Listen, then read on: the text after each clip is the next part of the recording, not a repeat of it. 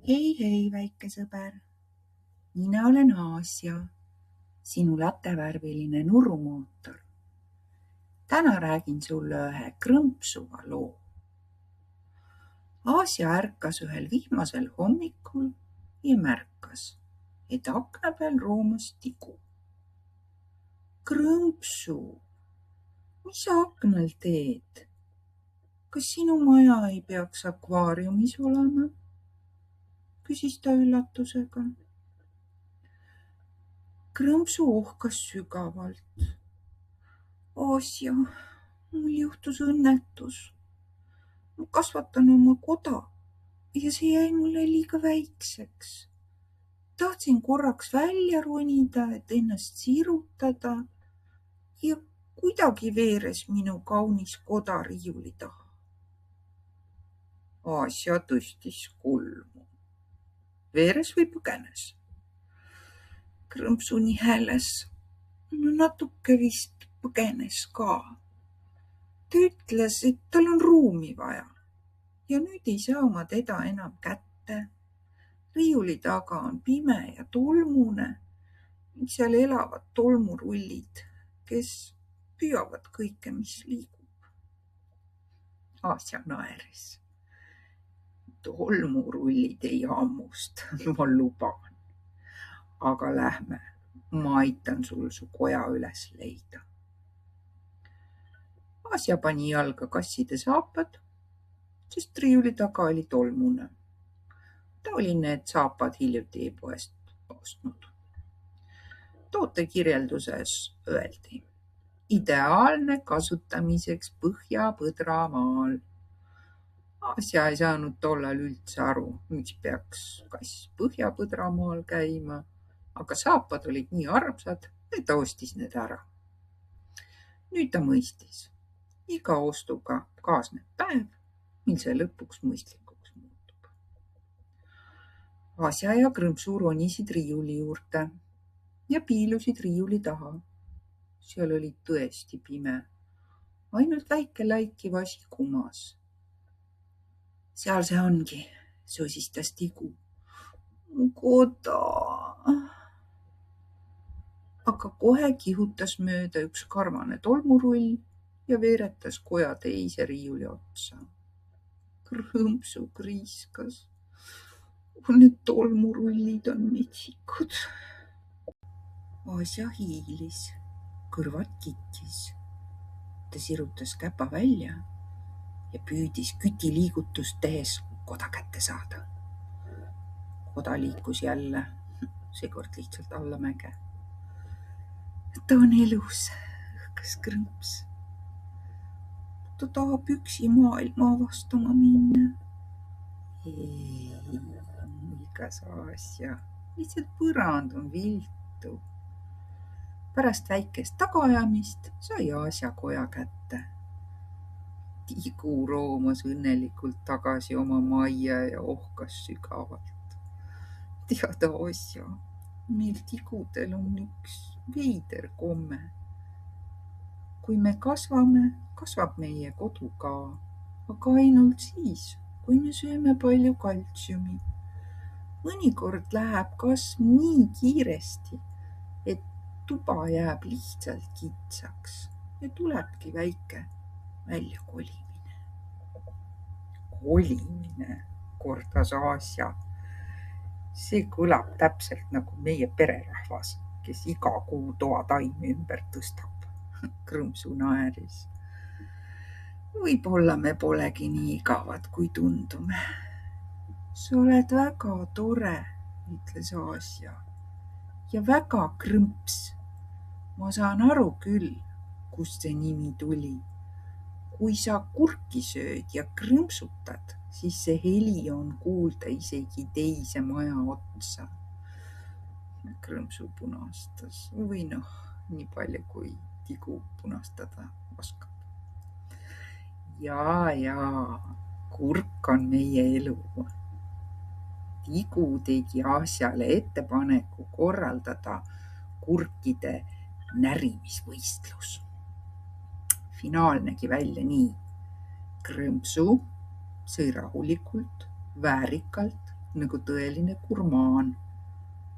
Asja püüdis kurki käpaga hoida, kuid libe kurk kadus pidevalt minema. Lõpuks kukkus kurk maha ja veeres riiuli poole. Krõmpsu kriiskas: ei, mitte jälle sinna. Asja ainult naeris. Kurki pole vaja päästma minna. Kass otsustas veidi pasteeti haugata. Selle kurgiga kõhtu ei täida. Kui Asja naaseb, on tigu jälle kadunud. Akvaarium on tühi. Asja otsib teda. Leiab külmkapi pealt. Tigu mängib külmikumagnetit. Miks sa siin oled? Krõmpsu ohkas. Pisike jalutuskäik. Mõtlesin vahelduseks kapi pealt maailma vaadata. Kui ma siin vaikselt istun, siis pererahvas arvab, et ma olen külmkapi magnet. Asja hakkas naerma. Sa oled liiga limane, et olla külmiku magnet. Aga sa näed välja küll nagu magnet. Ma lootsingi seguneda kunstiga. Asja aitab krõmpsu alla ja paneb ta tagasi akvaariumi. Tigude maailm pole sugugi igav. Nad on vaiksed, aga väga naljakate harjumustega ja täis üllatusi. Ja mõnikord vajavad nad lihtsalt natuke kassipoja abi. Krõmpsu on taas õnnelikult oma koduakvaariumis ja räägib Asjale Aafrika hiidtigude elust. Tead, Asja, me oleme väga erilised loomad. Meil on nii tüdruk kui poiss ühes kehas. Kui meid on akvaariumis 2, võib aasta pärast olla 100 väikest krõmpsut. Asja võpatas. 100. Kus nad kõik elaksid? No pererahvas hoiab mul silma peal ja sorteerib meie pisikesi. Me ei ole ohtlikud, lihtsalt väga produktiivsed oleme. Vaata, praegugi on akvaariumis uued põlvkonnad sirgumas.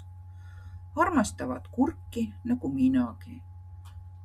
Kui me kõik koos krõmpsutame, siis peab vist kõrvatropid endale muretsema, naeris tigu. Krõmpsu jätkas aeglaselt roomates.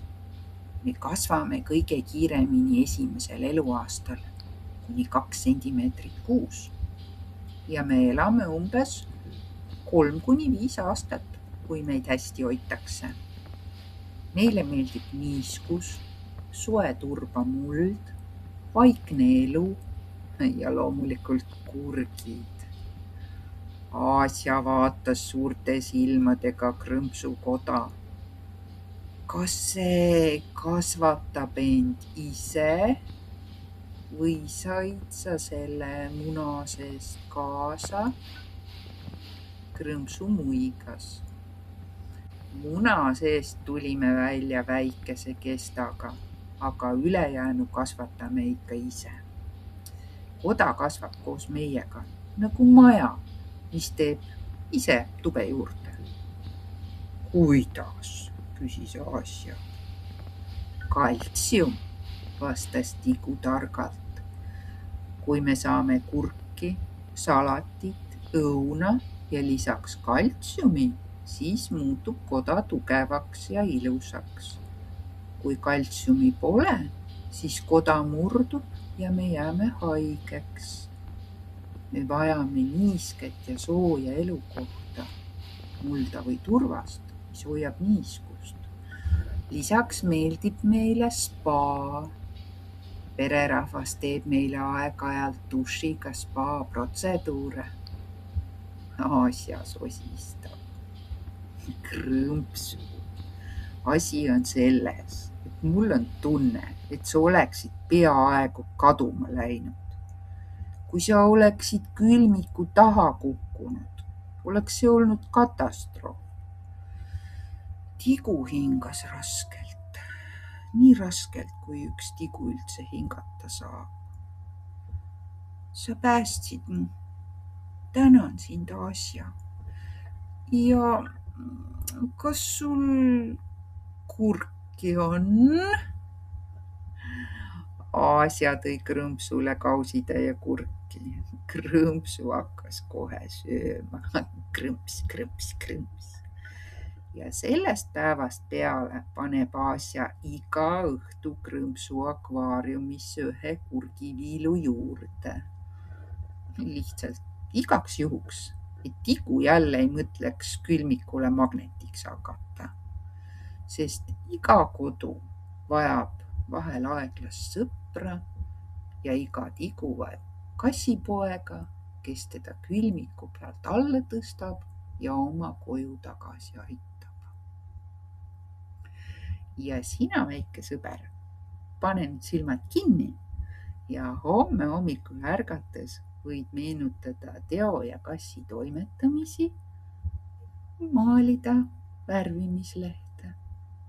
Head und sulle!